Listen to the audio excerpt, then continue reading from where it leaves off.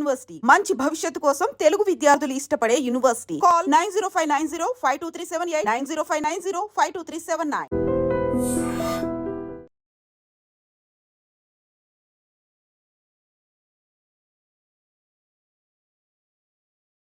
నగేష్ బాబు గారు sir. B Venkata Nagesh Babu 2009 police officer. Yes sir. Sir ఈ మిగతా అన్ని ప్రాంతాల్లో పనిచేయడం లా అంటారు వేరు, గుంతకల్ లాంటి హెవీ జంక్షన్లో పనిచేయడం అనేది ఒక పెద్ద టాస్క్ ఇది. ఎస్. ఎందుకంటే మీకు చెప్తాను ఇందాక అనుకున్నట్లుగా అన్ని రాష్ట్రాలు వస్తుంటాయి, క్రిమినల్స్ వస్తుంటారు, దాదాపు 90 ట్రైన్లు అంటే లక్షల మంది రోజు వెళ్తుంటారు వస్తుంటారు. ఇక్కడ క్రైమ్ నేచర్ ఏ విధంగా ఉంటుంది, ఇక్కడ అఫెండర్లు రకరకాల అఫెండర్లు చూస్తుంటారు, మిగతా వాళ్ళు వేరు, ఇక్కడ ఇంటర్ స్టేట్ గ్యాంగ్ ఉంటుంది, అదర్ స్టేట్ గ్యాంగ్ ఉంటుంది, రెండు మిక్స్డ్ గ్యాంగ్ ఉంటాయి. అన్నిటికన్నా ఇంపార్టెంట్ వీళ్ళు ఒక ట్రైన్ పాస్ అవుతున్నప్పుడు ఆ ట్రైన్ ఆపడానికి ఒక ట్రాక్కి మధ్యలో గ్యాప్లో కాయిన్ పెడతారని తెలుస్తుంది.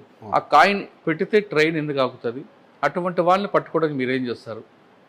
పక్క రాష్ట్రాలకు వెళ్తున్నప్పుడు అక్కడ ఎదురైన టాస్క్కి ఛాలెంజ్ ఏంటి? ఈ ప్రశ్నలకు సమాధానం చెప్పే ముందు బి వెంకట నగేష్ బాబు గారు బై ఛాన్సా బై చాయిస్ అంటే యూనిఫామ్ వేసుకోవడానికి? బై చాయిసే సార్. ఆ చాయిస్తో పాటు మీ కుటుంబ నేపథ్యం అసలు చెప్పండి. Yes sir. మా కుటుంబ నేపథ్యము మా ఫాదర్ అండ్ మదర్ ఇద్దరు కూడా కర్నూలులో నివాసులే. వాళ్ళకి 4 పిల్లలు, అందులో మా సిస్టర్ ఎల్డర్ మాకు అందరికంటే. తర్వాత 3 బ్రదర్స్ ఉన్నాం మేము. మా 3 బ్రదర్స్లో మా ఎల్డర్ బ్రదర్ వచ్చేసి ఇప్పుడు పోలీస్ డిపార్ట్మెంట్లో కానిస్టేబుల్గా పనిచేస్తున్నాడు. అవునా? ఎస్. ఎక్కడ? తెలంగాణలో పనిచేస్తాడు. ఏం పేరు? వెంకట నాగరాజు. వెంకట్ నాగరాజు కానిస్టేబుల్గా పనిచేస్తున్నాడు. తెలంగాణ ఎక్కడ? తెలంగాణ సిపిఎల్స్లో పనిచేస్తాడు, సిటీ పోలీస్ లైన్లో పనిచేస్తున్నాడు. పోలీస్ ఫ్యామిలీ మీరు? మా అన్న ఫస్ట్ పోలీస్ డిపార్ట్మెంట్లో రావడం జరిగింది. నెక్స్ట్ నేను అప్పుడు బీఎస్సీ బీఈడీ కంప్లీట్ చేశాను. చేసిన తర్వాత నెక్స్ట్ వెంటనే ఎస్ఐ జాబ్స్ ఇవన్నీ పడడం వల్ల మా అన్న ప్రోత్సాహంతో ఈ డిపార్ట్మెంట్లోకి. నాన్నగారు డ్రైవర్గా ఉన్నారు అండ్ రియల్ ఎస్టేట్ బిజినెస్ చేస్తారు. ఎక్కడ? Kurnool town.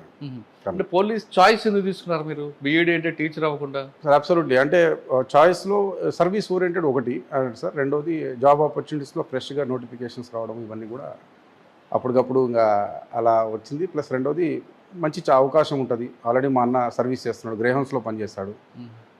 Major incident Balimela incident ఒకటి దాంట్లో జస్ట్ అంటే పోవాల్సిన వ్యక్తి పోకుండా పోవడము, అక్కడ గ్రేహౌన్స్లో వాళ్ళు పడే కష్టాలు అవన్నీ చెప్తా ఉంటే కొద్దిగా మోటివేట్ అయ్యాం సార్. 2010లో ఆయన బలిమెల ఇన్సిడెంట్ ఉన్నారా?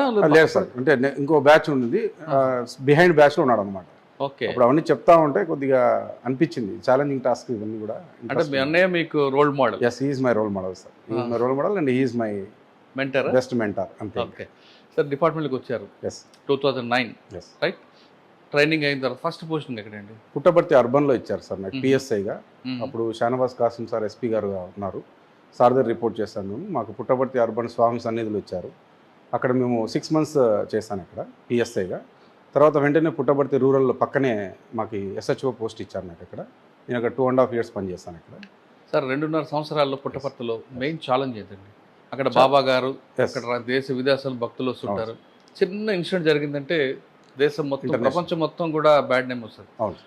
అంత ప్రశాంత వాతావరణంలో భక్తులకు ఇబ్బందులు కలగకుండా, లా అండ్ ఆర్డర్ ఇష్యూ జరగకుండా, క్రైమ్ జరగకుండా మీరు ఏం చేశారు? మీకు మెయిన్ ఛాలెంజ్ ఎక్కడ ఏమొచ్చింది? సో ఛాలెంజింగ్ కేసు పుట్టపర్తిలో మెయిన్ ఛాలెంజింగ్ వచ్చేసి పీస్ మెయింటైన్ చేయడము and security of the international tour ఎవరైతే పిల్గ్రిమ్స్ ఉన్నారో వాళ్ళకి సెక్యూరిటీ ఇవ్వడము. అక్కడ మేము పనిచేసిన పీరియడ్లో పెద్దగా ఏం రాలేదు సార్. అంత లా అండ్ ఆర్డర్ ప్రాబ్లం ఏది లేదా సేఫ్టీ ఇష్యూస్ ఏం రాలేదు. పుట్టపర్తి రూరల్లో పనిచేసేటప్పుడు మాత్రం రూరల్ లిమిట్స్ ఐడియాలజీ అంతా డిఫరెంట్గా ఉంది వెన్ కంపేర్ టు అర్బన్. అక్కడంతా గతంలో మావోయిజం అవంతా ఉన్న ఏరియాలు అవన్నీ కూడా. అలాంటి సిచ్యువేషన్స్ కూడా బాగా టఫ్గా చేయాల్సి వచ్చింది. అయితే ఉన్నాయి సార్ అక్కడ కూడా కొన్ని క్లాసిక్ కేసెస్ ఉన్నాయి మేము డిటెక్ట్ చేసింది. మేము ఇన్స్పెక్టర్ సార్కి మేము బాగా సపోర్ట్గా ఉండేవాళ్ళం. వాళ్ళ మర్డర్ కేసు ఇన్వెస్టిగేషన్లో కొద్దిగా ఇన్వెస్టిగేషన్ అంటే కొంచెం ఇంట్రెస్ట్ ఉండింది.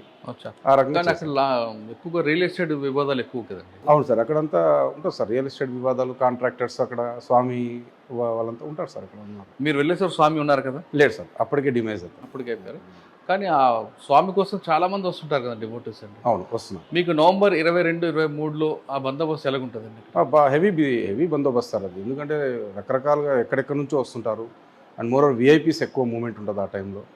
ఈవెన్ ప్రెసిడెంట్ ఆఫ్ ఇండియా కూడా వచ్చారు ఆ టైంలో. సో కొద్దిగా హెవీ బందోబస్తు, చాలా హెవీ బందోబస్తు ఉంది సార్. అక్కడ మీరు టాస్క్ ఎలాగుంటుందండి? సార్ అదే సార్ టాస్క్ అంతా అక్కడ ప్రొటెక్షనే sir, only security and law and order problem కాకుండా చూసుకోవాలి అంతే. అచ్చా. అండ్ నా 6 months టెన్యూర్లో అర్బన్ పిఎస్ఐగా నాకు ఎటువంటి టాస్క్ రూరల్లో? రూరల్లో వచ్చాయి సార్. రూరల్లో టాస్క్ వచ్చేసి ఒక మర్డర్ కేసు ఇన్వెస్టిగేషన్ కొద్దిగా బాగా అనిపించింది నాకు. ఏంటండి అది? సార్ ఒక హస్బెండ్ని ఒక సొంత వైఫే కాంట్రాక్ట్ మర్డర్ చేపించింది. ఎందుకో? సమ్ అఫైర్, ఇల్లీగల్ అఫైర్ ఉంది. అంటే ఆ కేసుని మేము ఎందుకు స్పెషల్గా తీసుకున్నాం అంటే జస్ట్ స్పాన్ ఆఫ్ 6 hours ముద్దాయిని పట్టుకున్నాం. అంటే అర్ధరాత్రి అంటే 10:30 ఆ టైంలో మాకు ఫోన్ వచ్చింది. మేము సీన్కి రీచ్ చేసరికి 11:30 అయింది. ఆ 11:30 నుంచి మార్నింగ్ 6 లోపు ఆ కేసుని మేము ఛేదించేస్తాము. అంటే మీకు లీడ్ ఎక్కడ వచ్చింది? లీడ్ ఎక్కడ వచ్చిందంటే ఎక్కడైతే ఆ వైఫ్ డెడ్ బాడీ దగ్గర ఏడ్చే క్రమం కొద్దిగా డిఫరెంట్గా అనిపించింది. అండ్ మోర్ ఓవర్ ఇన్పుట్స్ అప్పుడే విలేజ్లో డిఫరెంట్గా వస్తూ ఉంటాయి. ఎవరు చేయించుండొచ్చు అనేది ఫస్ట్ పేరు ఆమెదే ఎక్కువ రివీల్ అయిందనమాట. ఈమె ఇక్కడ ఉంది, మరి డెడ్ బాడీ దగ్గర ఏడ్చే విధానం కొద్దిగా డిఫరెంట్గా అనిపిస్తూ ఉంది అనేది కొద్దిగా మేము ఆమెను అక్కడే సీన్లో ఉండి స్ట్రెస్ చేసాము. అండ్ మోర్ ఓవర్ డాగ్స్ వస్తాయి, మీ పని అయిపోతుందని కొంచెం చెప్పడం వల్ల ఆమె ఫంక్ అయిపోయి చెప్పేసింది విషయం. కానీ కాంట్రాక్ట్ మర్డర్ ఎక్కడ చేయించింది, ధర్మవరం రూరల్లో గొట్లూరు అనే విలేజ్ ఉంటుంది. ఆ విలేజ్లో ఉన్న వ్యక్తులకి కాంట్రాక్ట్ ఇచ్చినారు. ఎందుకండి? మోటివేట్ ఏంటి? మోటివ్ ఏం లేదు సార్, అతను రైతు మొరటుగా ఉంటాడు మనిషి. ఆయన ఏజ్కి ఈమె ఏజ్కి దాదాపు 20 years డిఫరెన్స్ ఉంది. ఈమె చిన్న ఏజ్ కావడము, అతనిది పెద్ద ఏజ్ కావడము, కొద్దిగా మనిషి కొద్దిగా మొరటుగా ఉండడం ఆమెకు నచ్చలేదు. అండ్ తన కాంజుగల్ లైఫ్ ఇవన్నీ కూడా సరిగా ప్రాపర్గా లేకపోవడం వల్ల వేరే వాళ్ళతో అఫైర్ పెట్టుకోవడం, వాళ్ళతో మాట్లాడుకుని ఈయన కాంట్రాక్ట్ మర్డర్ చేయించడం. పిల్లలు ఉన్నారా ఆమెకి? లేదు సార్, అప్పటికి లేరు ఇంకా. కాదండి, ఒకవేళ సెక్సువల్ ఇష్యూ వచ్చినప్పుడు ఆయన డైవర్స్ ఇవ్వచ్చు కదా, చంపడం ఎందుకు? సాధించింది అందులో ప్రాపర్టీ ఉంటుంది. అండ్ మోర్ ఓవర్ ఎవరికి అనుమానం రాదు, ఎవరికి అనుమానం పొలాల్లో ఎక్కడో చంపేస్తే ఎవరో చంపినారు అనుకుంటారు అన్నట్టుగా ఆమె సీన్ క్రియేట్ చేయాలని చూసింది. కానీ అది సక్సెస్ కాదు. కానీ జైలుకి పోయి ఉంటుంది కదా? 100% జైలు పోయారు, అందరినీ పంపించారు. కన్విక్షన్ వచ్చిందా? లేదు, దాంట్లో కన్విక్షన్ అంటే ఇంకా కాంజుగల్ మ్యారిటల్ లైఫ్స్. ఓకే, తర్వాత ఎక్కడికి వచ్చారండి సార్? నెక్స్ట్ పుట్టపర్తి రూరల్ తర్వాత నేను నేరు ఎస్బీలో పనిచేస్తాను, అనంతపూర్ డిస్ట్రిక్ట్ ఎస్బీలో. 2014 ఎలక్షన్ సెల్లో ఉన్నాను, పనిచేశాను. సో ఎలక్షన్ సెల్ అంతా అప్పుడు డిఎస్పీ గంగయ్య సార్ దగ్గర వీళ్ళందరి దగ్గర పనిచేశాను. అప్పుడు మాకు సెంథిల్ కుమార్ సార్ ఐపీఎస్ గారు ఎస్పీగా ఉన్నారనమాట. సార్ దగ్గర పనిచేయడం జరిగింది. అది అలా జరిగిపోయింది సార్. 2014 అంతా అక్కడ అయిపోయింది. After election next posting Guntakal 1 townలో వచ్చింది. గుంతకల్ 1 townలో దగ్గర 3 years పనిచేస్తాను ఇక్కడ ఎస్హెచ్ఓగా. నేనే ఎస్ఐఏ ఎస్హెచ్ఓ అక్కడ. అక్కడ కొన్ని మంచి క్లాసిక్ కేసెస్ చెప్పండి. రిగార్డింగ్ సేమ్ కాంట్రాక్ట్ మర్డరే. సొంత బిడ్డ తల్లిని చంపించడం, అది ఉమెన్ మిస్సింగ్గా మళ్ళీ ఆమెనే వచ్చి కంప్లైంట్ ఇచ్చింది. స్టేషన్కి కంప్లైంట్ ఇవ్వడం, బిడ్డనే వచ్చి కంప్లైంట్ ఇస్తుంది మా అమ్మ కనిపించట్లేదని. తీరా ఆరా తీస్తే అమ్మని సొంత తల్లిని కాంట్రాక్ట్ మర్డర్ చేసి చంపించడం, ఆ శవాన్ని ఇక్కడ గుమ్మనూరు పొలాల్లో పూడ్చడం. దానికి సంబంధించిన లీడ్ మేము ఇన్వెస్టిగేషన్లో చేసుకుంటూ పోతే అది మర్డర్ కేసుగా డిటెక్ట్ కావడం, ఆ బాడీని బయటికి ఎగ్జిబిషన్ చేయించడం, ఆ తర్వాత ఆ ముద్దాయిలందరూ పట్టుకున్నాక వీళ్ళందరికీ కన్విక్షన్ పడింది సార్. 14 సంవత్సరాలు జైలు శిక్ష పడింది, ఇంక్లూడింగ్ కూతురు.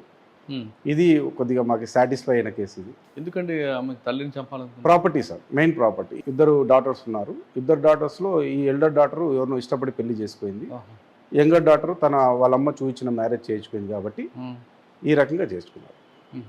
ప్రాపర్టీ విషయంలో చిన్న బిడ్డకి వెళ్ళి ఎక్కువ అమ్మ ప్రేమ చూపిస్తుంది కాబట్టి పెద్ద బిడ్డ హట్ అయిపోయి కాంట్రాక్ట్ మర్డర్ చేయించింది. ఓకే, ఇంకేమున్నాయండి గుంతకల్లో? సార్ గుంతకల్లో తర్వాత ప్రాపర్టీ కేసెస్ మేము ఎక్కువగా దొంగతనాలు ఎక్కువ జరుగుతాయి ఇక్కడ. ఇళ్లలో దూరి దొంగతనాలు జరిగిన కేసెస్ని బాగా డిటెక్ట్ చేస్తాము. అప్పుడు కురుబ నాగరాజ్ అని ఒక నోటోరియస్ హ్యాబిచువల్ అఫెండర్, వాడు ఇళ్లలో దూరేది. వాడి దగ్గర 80 తులాలు రికవరీ చేస్తాను నేను. తాడేపల్లిగూడెం దగ్గర ఆంధ్రాకి వెళ్ళి అక్కడ రికవరీ చేసుకొని వచ్చాను. సో ఇలాంటి కేసెస్